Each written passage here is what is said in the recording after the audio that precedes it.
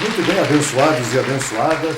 Então, vamos a um tema precioso, importante, fundamental para compreendermos o que é de fato a graça. O que é a graça de Deus? Esse é o tema. E eu gostaria de dizer a você o seguinte: existe muita confusão e muito erro quando se fala de graça. As pessoas pensam em muitas coisas que, na verdade, não são a verdadeira graça. A graça de Deus é o Evangelho. Onde é que está o Evangelho? Não é em Mateus, Marcos, Lucas e João. Esses são livros históricos. Isso não é graça. A graça ela começa depois da ressurreição de Cristo. É verdade. Então é preciso que você entenda que a graça de Deus está diretamente ligada ao Evangelho do apóstolo Paulo, o Evangelho do Cristo ressuscitado, que está em 14 epístolas. E aí é que nós vamos começar esta ministração neste momento. O que é a graça de Deus? Vamos à primeira carta do apóstolo Paulo aos Coríntios, capítulo 3, versos 10 e 11. Aí está o início, pontapé inicial deste tema importante para você que está pela primeira vez conosco hoje, até mesmo para os mais antigos. É sempre bom confirmar aquilo que está no Evangelho em sua mente, para que você aprenda e cresça em entendimento, para que ninguém te confunda mais, para que você não seja levado por ventos de doutrinas. Diz assim o apóstolo Paulo: conforme a graça de Deus que me foi dada, eu, como perito arquiteto, pus o fundamento, e outro edifica em cima, mas cada um veja como sobre-edifica. Então veja aí a autoridade de Paulo, onde ele está se posicionando como aquele que lançou o fundamento da graça. Mas ele não é o fundamento. A ele foi dado lançar o fundamento. O fundamento, como diz o texto aí, é Cristo. Cristo é o fundamento. Veja o verso 11.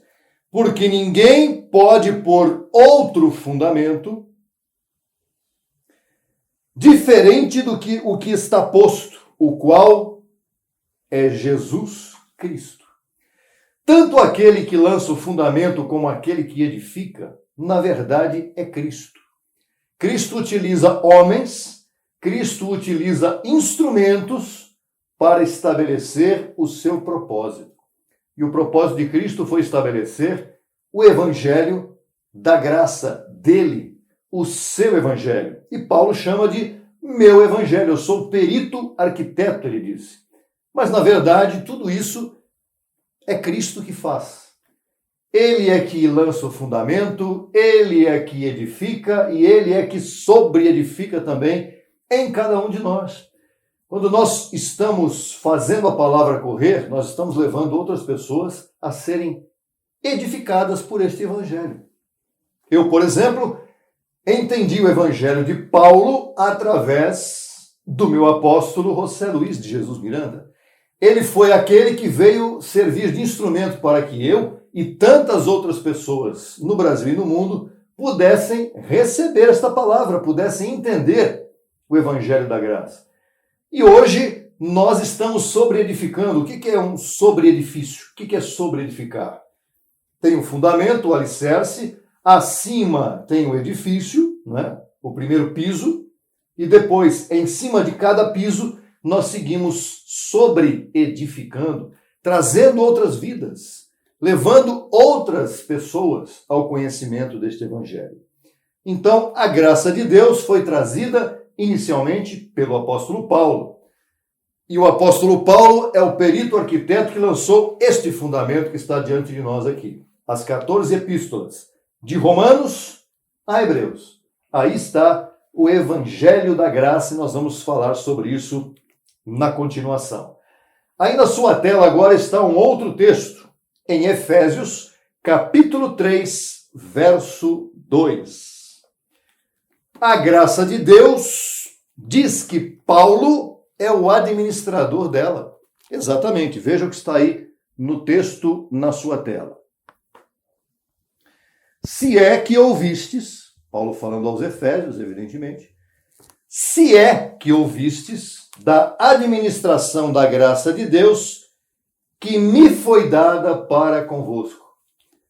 Então aí Paulo, ele se posiciona como o administrador da graça, aquele que, através dele, a graça chegou até nós, por aquilo que está escrito no Evangelho, de Romanos a Hebreus. Então Paulo é o administrador da graça. No próximo texto, que também está aí na sua tela, você vai ver que a graça é o evangelho da incircuncisão. Em Gálatas, capítulo 2, versos 7 a 9. Gálatas 2, 7 a 9. Veja, está aí na sua tela. Antes, pelo contrário, como viram que me havia sido encomendado o evangelho da incircuncisão, sinônimo de evangelho da graça, como a Pedro o da circuncisão, sinônimo do sistema religioso, da lei de Moisés, pois o que atuou em Pedro para o apostolado da circuncisão, atuou também em mim para com os gentios. E reconhecendo a graça que me havia sido dada, Tiago, Pedro e João, que eram considerados como colunas, nos deram, a mim e a Barnabé, a destra em sinal de companheirismo, para que nós fôssemos aos gentios e eles a circuncisão. Veja a diferença aí. O evangelho da incircuncisão, a graça, foi encomendado pelo Cristo ressuscitado ao apóstolo Paulo. Assim como já havia sido encomendado a Pedro o evangelho, entre aspas, da circuncisão, a lei de Moisés, para os judeus. Esse ministério de Pedro, ele não tem mais nada a ver conosco, ele não tem nada a ver com você e nem comigo, porque este é um ministério de morte para os dias de hoje. Este é um ministério de arrependimento, e nós não estamos mais debaixo de um ministério de arrependimento, e sim de reconciliação. O evangelho da incircuncisão, que foi encomendado ao apóstolo Paulo, abençoados, este é o evangelho para nós, os gentios. E você vai, na continuação que vem aqui agora, você vai entender perfeitamente o porquê disso. O evangelho da graça, o que ele é? Veja neste ponto importante que vem a seguir. Efésios, capítulo 2, versos 5 a 9. Está aí na sua tela e eu vou abrir também aqui na minha Bíblia para acompanhar com você. Efésios, capítulo 2, versos 5 a 9. Estando ainda mortos em nossos pecados, veja o que Paulo diz. Por que Paulo diz que nós ainda estávamos mortos nos nossos pecados? Naquele tempo lá, ele está se referindo aos Efésios e a algo que aconteceu antes da cruz, né? A lei de Moisés estava em vigor. Quando a lei de Moisés, antes da morte e ressurreição de Cristo, estava em vigor, estavam todos mortos em pecado. Mortos em pecado. Hoje nós estamos, graças à ressurreição de Cristo e graças ao Evangelho da Graça, nós estamos mortos ao pecado. Então essa é a grande diferença entre antes e depois da cruz, entre o Evangelho da circuncisão antes da cruz e o da incircuncisão, dado a Paulo para nós, os gentios, depois da cruz. Estando ainda mortos em nossos pecados, nos deu vida juntamente com Cristo. Qual foi o Cristo que nos deu vida? Ele morreu como Jesus de Nazaré e ressuscitou. E quando ressuscitou, ele se tornou em cada um de nós vida. Cristo vive em você, em sua mente, abençoado e abençoada. Cristo está em você, porque você é um filho de Deus, então Cristo está em você. Agora, para ele funcionar, você tem que compreender exatamente a diferença entre antes e depois da cruz. Jesus de Nazaré, em nome de quem hoje se expulsa demônios no sistema religioso, em nome de quem os grandes, renomados líderes religiosos expulsam demônios, tentam curar as pessoas. Isso tudo não é verdade, porque Jesus de Nazaré já cumpriu o seu papel e não está mais conosco. Jesus de Nazaré morreu. Quem está conosco hoje em nossas vidas, em nossas mentes, é o Cristo ressuscitado. Aquele que ressuscitou está em mim, está em você. Diga, eu recebo esta palavra. Hoje você serve a Deus com a mente. Isto é graça. Isto é a graça de Deus. Continuando, veja aqui. Nos deu vida juntamente com Cristo. Por graça sois salvos. Olha aí. Por graça sois salvos. Salvos de quê? Da maldição da lei. Nós fomos salvos da maldição da lei. Por isso que nós somos hoje abençoados com o crente Abraão. Entendemos que somos abençoados.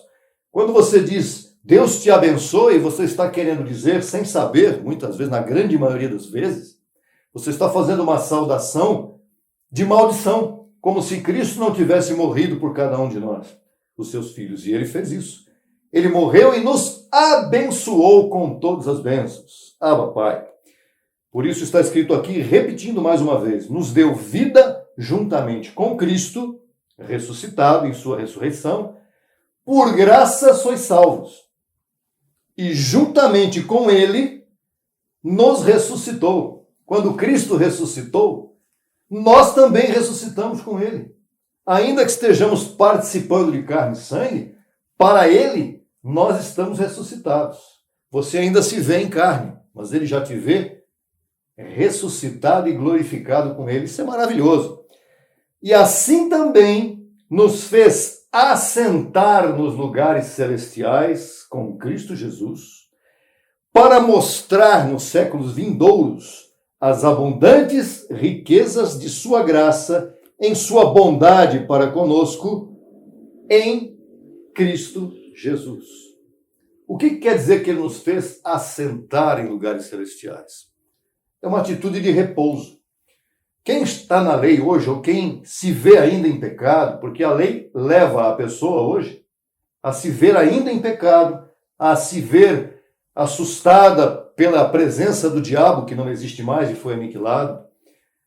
Hoje, quem está no sistema religioso ainda se vê antes da cruz, consequentemente se vê tendo que fazer obras religiosas, cumprir ritos da lei de Moisés, sacrifícios que já não existem mais, porque Cristo cumpriu com a sua vida o último sacrifício. Por isso que João Batista disse a ele, lá no momento do batismo, eis aqui o Cordeiro de Deus que tira o pecado do mundo. E já tirou? Claro que tirou. Consequentemente, você não está mais em pecado. Isto é graça. Esta é a verdadeira graça de Deus. Por isso, quando se fala, estou na graça, você está na graça, mas crê em pecado? Não, então você não entendeu o que é graça. Ah, você está na graça e ainda crê em diabo? Você se diz na graça e crê em diabo? Diabo vivo? Assustando todo mundo, metendo medo e trazendo má consciência? Não, então você não entendeu o que é graça. A verdadeira graça de Deus, ela anula rituais, sacrifícios. Ela deixa você assentado com Cristo em lugares celestiais, com plena confiança, com a mente limpa, com limpa consciência de que você não deve mais nada a Deus e nem Ele está te cobrando mais nada. Porque você não é culpado do pecado de Adão. Foi Deus que fez com que o pecado entrasse no mundo por meio de Adão. E Ele não nos pediu nenhuma informação, claro. Eu posso fazer isso? Não, Ele simplesmente fez e colocou a todos em pecado. Só que quando chegou na cruz, Ele também desfez com o segundo Adão aquilo que Ele tinha feito através do primeiro. Se o primeiro trouxe pecado a todo mundo e perdição, o segundo Adão, Jesus Cristo, este mesmo que morreu e ressuscitou por você, nos trouxe a salvação.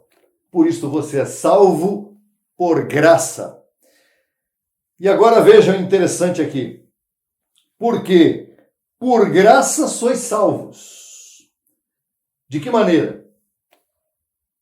Por meio da fé. E aí entra uma outra parte muito importante, muito interessante. Por meio da fé. De qual fé? A sua? De aceitar a Jesus? Ah, hoje eu vou lá na igreja e se fizerem um apelo lá para mim aceitar Jesus, eu vou aceitar Jesus. Não, você não aceita a Jesus. Ele aceitou você, não só aceitou, como te escolheu, ele te recebeu. Desde antes da fundação do mundo, não tem como eu aceitar Jesus. O filho não aceita o pai. O pai é que gera o filho e o recebe como filho. Por isso, no texto aqui, em Efésios, capítulo 2, verso 8 agora, porque por graça sois salvos. Salvos do quê? Da maldição da lei. Não é? Da maldição da lei. Na lei não havia graça. No tempo da lei não era possível se viver em graça, porque havia pecado. Cristo não poderia habitar em cada um de nós, em nossas vidas, em nossas mentes, porque havia pecado no mundo. Havia necessidade de redenção, não é? E Cristo trouxe essa redenção para nós. Mas hoje somos salvos por graça, pelo amor de Cristo, pelo sangue que ele já derramou, está derramado, isso não tem retorno. E depois que ele morreu e ressuscitou, o véu do templo foi rasgado de alto a baixo, nos unindo para sempre àquele que estava nos separando da presença de Deus. Nós estamos separados, nós não, os que viemos depois da cruz, mas aqueles que viveram naquele tempo estavam todos separados da graça de Deus, do amor de Deus e da própria presença de Deus. Hoje, a presença de Deus está em você. Cristo vive em você, abençoado. Cristo vive em você e você pode servi-lo com limpa consciência, com a mente. Você não precisa mais de sacrifícios pessoais, porque Cristo vive em você e ele não te exige esses sacrifícios. Continuando com o verso 8 do capítulo 2 de Efésios. Porque por graça sois salvos por meio da fé, mas não da sua fé. Porque aí o texto diz em seguida, isto não de vós, ou não é de vós, não está em você esta fé. A fé que está em você é a sua fé pessoal. Ela não é suficiente. A fé de Cristo, imputada em você, é que salva você. Esta é a fé. Pois é dom de Deus. Aqui está escrito claramente que a fé é dom de Deus em você. Se você não tivesse essa fé em você, você não poderia, de forma alguma, ser salvo. Porque foi ele que colocou essa fé em você. E não é a sua fé. A fé humana é a fé divina. É dom de Deus. E não é por obras. Está escrito aqui no verso 9. Não por obras.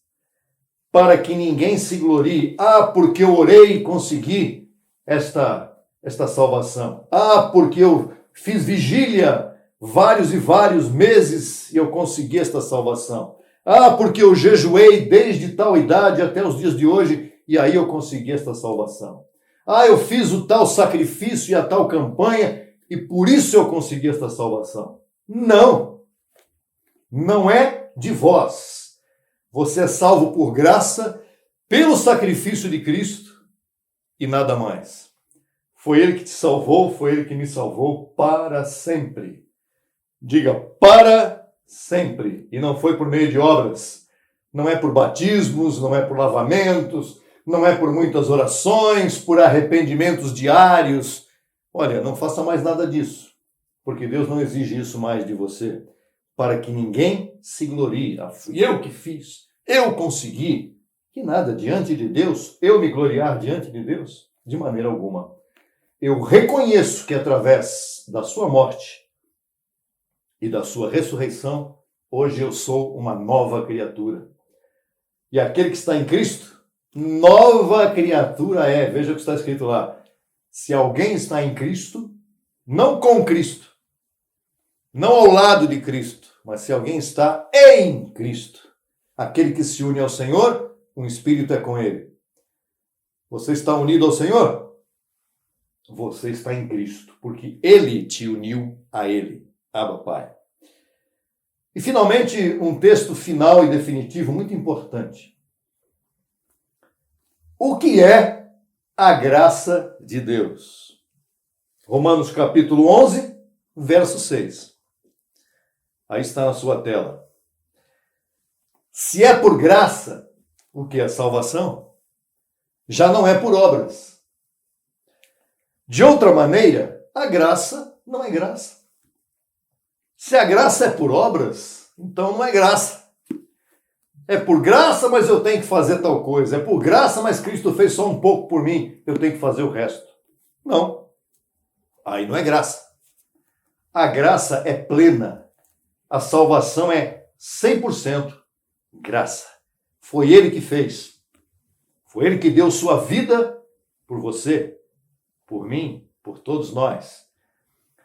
E eu quero deixar um recado para você aqui agora, bem importante. Porque o texto diz que se é por obras, já não é graça. De outra maneira, a obra já não é obra. Tem pessoas que estão no sistema religioso e oram todas as noites, todo dia. Eu tenho que me arrepender dos meus pecados. Depois da cruz, ninguém mais tem pecado. Nenhum filho de Deus, depois da cruz, nasce e nem nascerá em pecado. O pecado foi tirado justamente por esse sacrifício de Cristo. Foi Ele que fez. Não fui eu. Eu não tenho mais pecado. Aliás, eu nunca tive pecado. Nenhum de nós tem pecado depois da cruz. Nenhum de nós tem que viver por mandamentos depois da cruz, porque a graça, o mandamento maior da graça é o amor.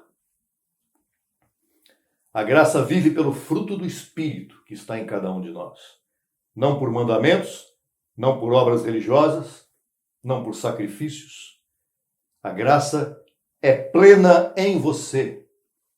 Neste momento, entenda, você não precisa se arrepender de pecados, você não precisa viver debaixo de mandamentos religiosos, você não tem que ter medo do diabo porque o diabo foi aniquilado na cruz. Isto é graça.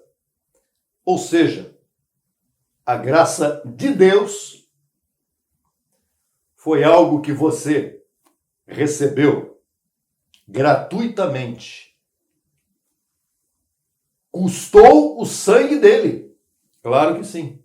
Mas ele teve que fazer esse sacrifício porque o primeiro Adão trouxe o pecado. E ele, como o segundo Adão, veio tirar o pecado, aniquilar o diabo para sempre, cumprir a lei maldita, aquela lei que trazia maldição para todos nós. E hoje, com limpa consciência, você pode e deve servir a Deus, não como um servo pecador, mas como um filho abençoado com todas as bênçãos. Por isso, receba esta palavra básica, mas tão importante para que você que está chegando agora, que está ouvindo essa palavra, ou mesmo a você, que já faz parte deste governo, deste ministério há muito tempo, que já entende a graça, mas que precisava ser reafirmado nesta palavra tão importante, que certamente nos traz limpa consciência. Declaro a melhor noite a todos vocês. Sigamos crescendo em graça e apostolado. O apostolado de Paulo.